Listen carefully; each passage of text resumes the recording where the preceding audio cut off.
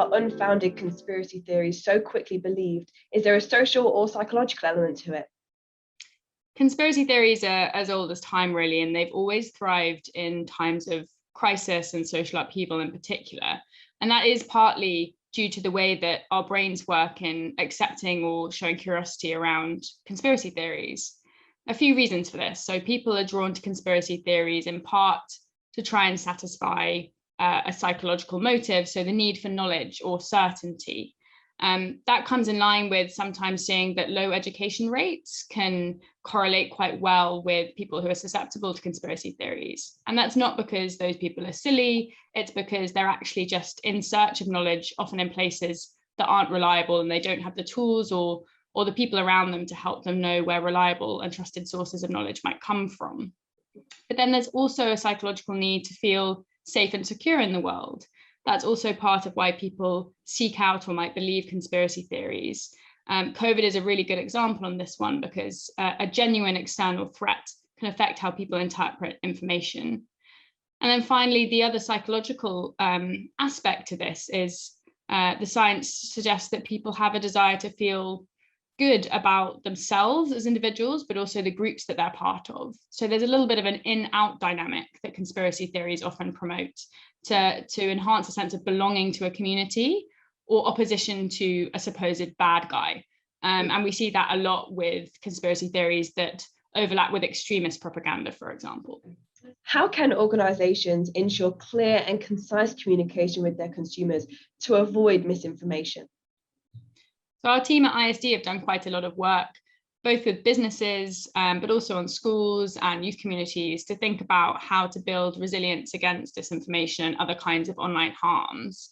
And transparency and clarity of communication with peers and peer networks is really critical to that. So here we're really thinking about getting ahead of the curve on these issues, building resilience, helping people understand critical thinking about information, rather than debunking information after the fact, which can often be counterproductive or really difficult to achieve success with. So the advice that I would give to businesses or organizations working with large audiences or consumers is to always consider transparency and clarity in your messaging, and to make sure you're directing people to sources of information about your products or your organization that are clear and trustworthy. And that's really the first step that we can take to make sure that we're all taking part in a much more open information system that doesn't promote these kinds of disinformation or conspiracy theory. How has the digital revolution increased hate speech, and what more must social media sites do to clamp down on online bullying? It's difficult to tell whether social media has created more hate or more hate speech in our world, but what it's certainly done is it's made that much more accessible to many more people. That visibility and that accessibility of hate speech means that the victims of this kind of content are manifold, and that they're receiving this not just on the street, but also in their bedrooms, on their phones, and all around them. So we really need to be able to apply existing laws better when it comes to hate and harassment in the online space. That's one aspect of this. We're not really set up very well to deal with existing legal parameters in a very fast-paced information world. But we also need to adjust those laws and those expectations better, given that we have a whole new way of communicating with one another. There are a number of developments looking at whether online platforms should take responsibility for some of the content that is on their sites, including hate speech, terrorist content, disinformation. There's a really fine line between censorship and expectations of censorship from these platforms, but keeping people safe and secure at the same time.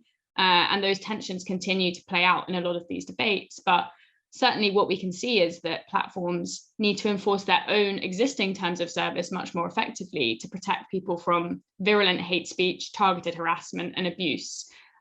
Those standards are already set in place.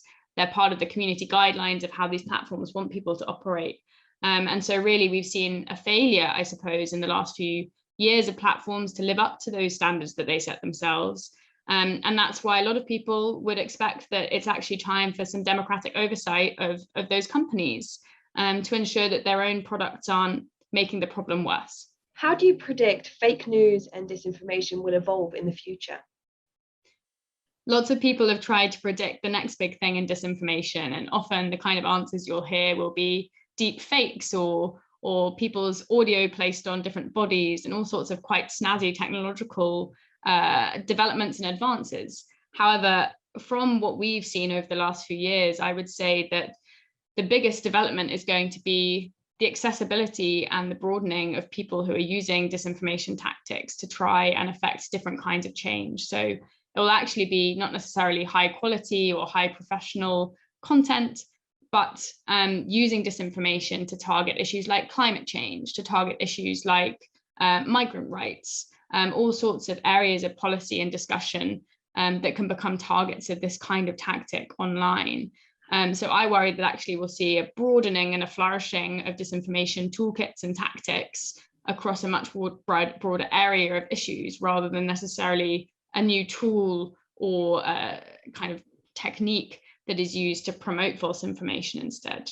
Having said that, I do think we need to look out for particularly the effect of image and video-based disinformation on women, which is something that we're keeping an eye on in terms of how those sorts of tools are used to harass, attack, and defame female public figures across the world.